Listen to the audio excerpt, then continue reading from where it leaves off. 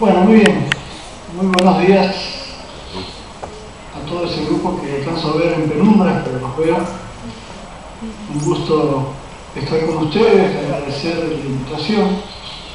Estos sistemas permiten acercarnos a mucha distancia y estas iniciativas que ustedes vienen teniendo pues son muy importantes porque siempre hay mucho para dialogar en torno a estos temas que están a la base de la propuesta en el encuentro y que de todas formas, y además tienen muchísima importancia para lo que podemos hacer en nuestras instituciones en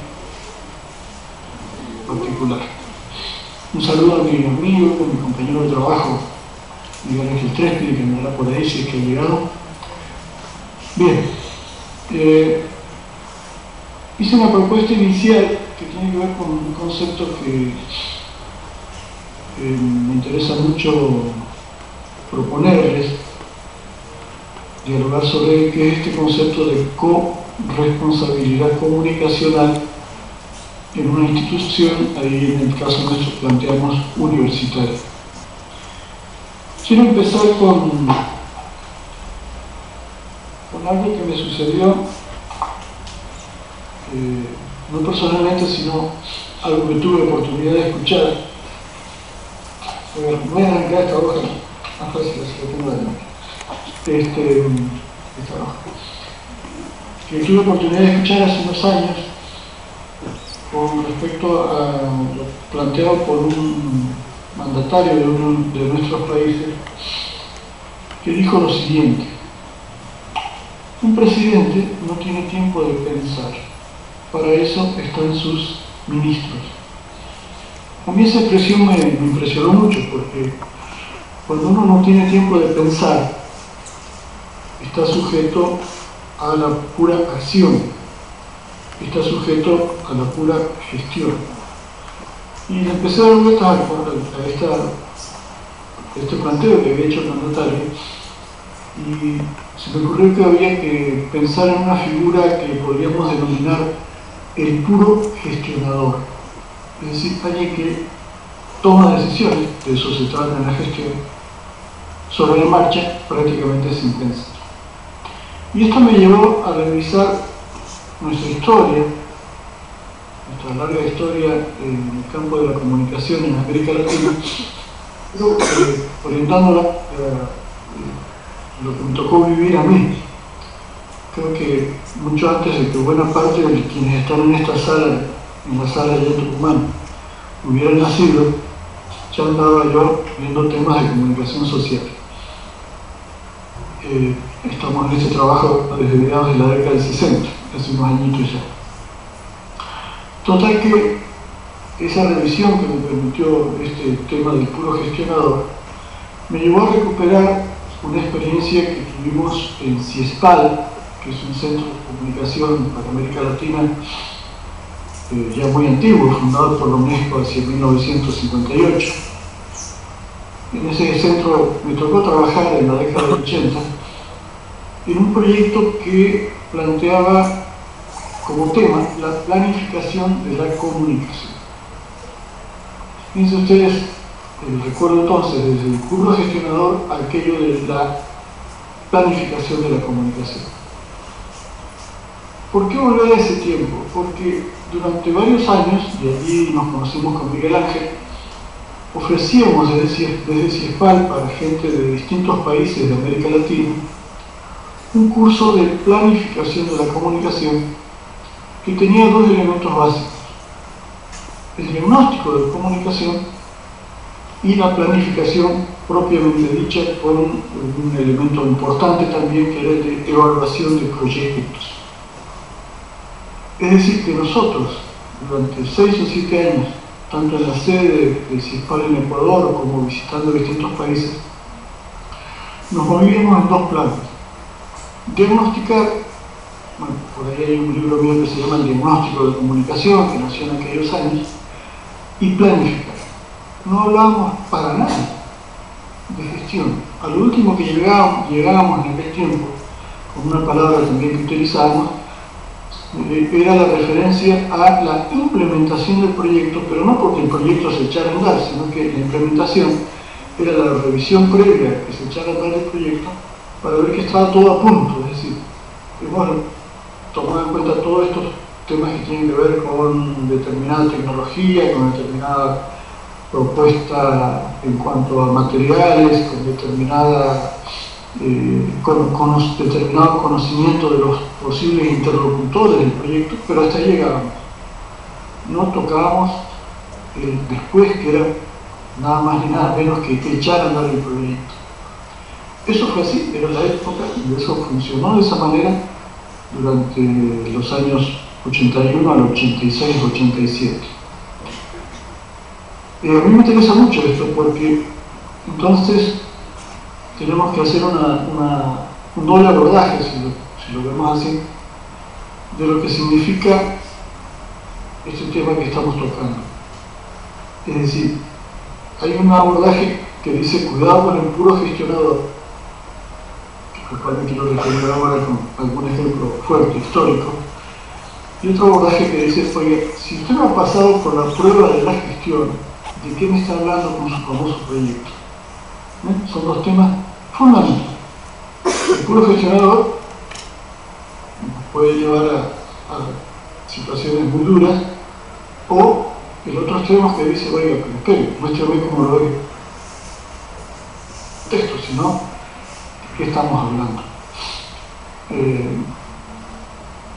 El ejemplo, por supuesto, fuerte que tenemos es cuando entra en nuestro país, en la década del 90, la iniciativa política que dice, oiga, hay que debilitar el Estado porque este Estado no funciona, no sirve. Y empieza a suceder que hubo gente que tenía 15, 20, 25 años en un determinado organismo del Estado, lo indemnizaban y le decían, bueno, con este dinero usted abra un negocio, ahora es un emprendedor, venga que le doy un curso de una semana y se las podrá arreglar. Usted pasa a ser un gestor de su propio destino. Y eso supuso a mucha gente que se quedó en la calle, porque no es tan sencillo convertirse en un puro gestionador sin haber sabido nunca nada de planificación, sin haber hecho un mísero diagnóstico. La consigna era gestione en el sentido de usted necesita tomar iniciativas sobre la marcha, un buen juego de cintura, moverse con olfato en el contexto y salir adelante. Eso es puro palabrerío y llevó a cuestiones que todos conocemos y de las cuales podríamos hablar un rato. Entonces, esta figura del puro gestionador es un peligro para la institución y en estos casos que estoy contando es un peligro para sí mismo, porque termina por no saber hacia dónde ir. El otro extremo que planteaba es la prueba de la gestión. Es muy sencillo estar sentadito hablando desde afuera de la gestión, diciéndole al gestor cómo tiene que hacer las cosas sin haber hecho de parte del que habla y que pretende orientarlo jamás una prueba de la gestión. Y este punto para mí es fundamental. Creo que tenemos la obligación como educadores, como comunicadores sociales, de pasar, de vivir la gestión propiamente dicha. Algo que no siempre sucede. Tenemos en muchos establecimientos gente que no ha pasado por la prueba de la gestión y enseña gestión, lo cual no está mal, pero cuidado porque si uno no ha pasado por esa prueba a veces se puede equivocar o perderse en cuestiones más teóricas y metodológicas que propiamente aplicadas. Bueno, ahí tienen a Miguel Ángel, que podría contarles sus muchos años de experiencia en la gestión comunicacional. Yo podría interrumpir esta charla y decirle, bueno, ahora sigue hablando Miguel Ángel. Bien, entonces estamos acá frente a un entramado que insistimos en no dejar de lado, que caracterizamos como un principio de totalidad. La totalidad, ¿no? Planificación, gestión. En el campo de la comunicación, entonces, cuando diagnosticamos, decimos lo que hubo y lo que hay. ¿Qué ha venido pasando? ¿Qué hay en este momento? Por ejemplo, yo tengo una frase que por ahí ha sido retomada y me encanta repetirla, que dice así: dime qué hiciste con las anteriores tecnologías y te diré qué harás con las nuevas. Eso vale para hacer un recorrido en los últimos años en relación a lo que hemos hecho con las tecnologías, porque es muy probable que ese recorrido nos anticipe lo que va a pasar con nuevas tecnologías si no cambiamos miradas, si no tomamos otra forma de trabajar. El diagnóstico, entonces, ¿qué pasó? ¿Qué hemos hecho? ¿Qué estamos haciendo? La planificación dice, bueno, ¿hacia dónde voy? Uno no planifica hacia atrás, es imposible, salvo que tenga la máquina del tiempo. O sea, o se constituye en un soberano mentiroso. Hay gente que se mete en el pasado, cambia para hacerse famoso en el pasado de cosas que no hizo. Pero uno planifica hacia adelante. Por lo tanto, la pregunta por la planificación es la pregunta por el futuro.